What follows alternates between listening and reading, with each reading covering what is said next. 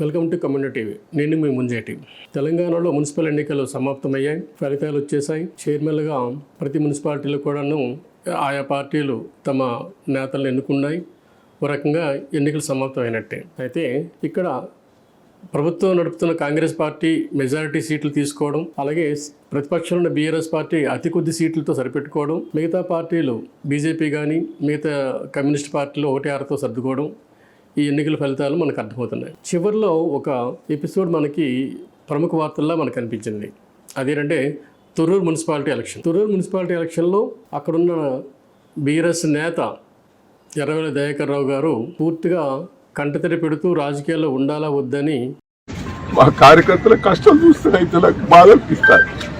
ప్రజలైతే కార్యకర్తలు 2 రోజుల బట్టి భోజనం లేకుండా 10,000 మంది కార్యకర్తలు వచ్చి రాత్రి వాళ్ళు కష్టపడ్డట్టు నా కోసం నేను ఏం చెప్పాలి, ఏంటైనా చెప్పాలి, ఎట్లా ఇంత విరుద్ధంగా చేస్తాట రాజకీయాలలో నేను ఉండాలా పోవాలా నాకైతే బాధ ఉంటుంది. ఆయన శోకాలు పోలీస్ స్టేషన్ నుంచి మనకి వినిపిస్తున్నాయి.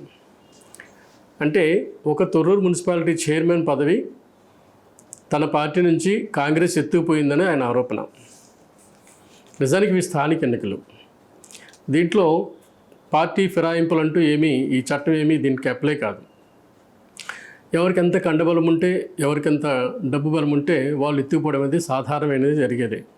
అది ప్రభుత్వంలో బీఆర్ఎస్ ఉన్నా, కాంగ్రెస్ ఉన్నా, మరో పార్టీ ఉన్నా ఈ తంతు అనేది సాధారణంగా అన్ని రాష్ట్రాల్లో కూడా జరుగుతున్నది. ఇప్పుడు అది కాంగ్రెస్ వంతు వచ్చింది. దయాకర్ రావు గారు ఇక్కడ బాధితుడయ్యారు.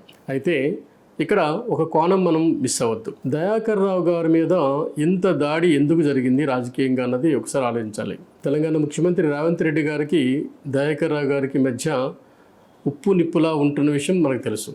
ఒకనొక పరిస్థితిలో రేవంత్ రెడ్డి గారు తెలంగాణలో తెలుగుదేశం పార్టీ భూస్థాపితం కావడానికి దయాకర్ రావు గారి కారణమని బహిరంగ చాలాసార్లు చెప్పారు.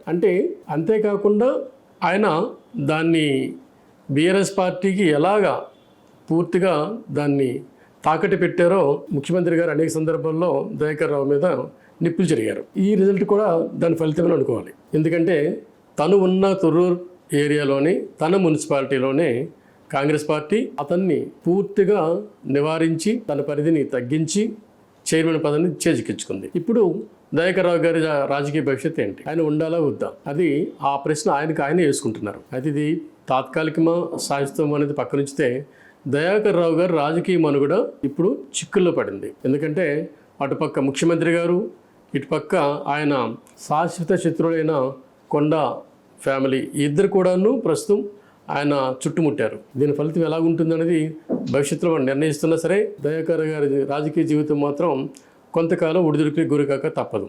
ఎందుకంటే ముఖ్యమంత్రి గారు బీఆర్ఎస్ నేతల్లో శత్రువులుగా భావిస్తున్నప్పుడు ఆ శత్రువులో first KCR, second KTR, third మీకు హరీష్తో పాటు ఇంకెవరైనా ఉన్నారనుకుంటే ఆ 4వ వ్యక్తి, ఆ కుటుంబం నుంచి బయట వ్యక్తి దయాకర్ రావు గారే. రాజకీయ పరిస్థితులకు అందరికీ తెలిసిన విషయం ఇది. దయాకర్ రావు గారు ఇప్పుడు ఎవరితో పోరాటం చేస్తున్నారు? ముఖ్యమంత్రి గారితో. సో ముఖ్యమంత్రి అంగబలంతో దయాకర్ గారు పోరాడుతూ వాటమిని ఇప్పుడు చవి చూశారు తన తొర్రూరు నియోజకవర్గంలో. కాబట్టి ఇక రేపటి ఆయన రాజకీయ భవిష్యత్తు ఎలా ఉంటుంది, ఎలా ఉండబోతుంది, దాన్ని అధిగమించి ఎలా ఆయన నిలబడగలుగుతాడు, లేదంటే ఎలా కనుమరుగైపోతారు అనేది కొద్ది రోజులు మనం చర్చించాల్సి వస్తుంది. వేచి చూద్దాం.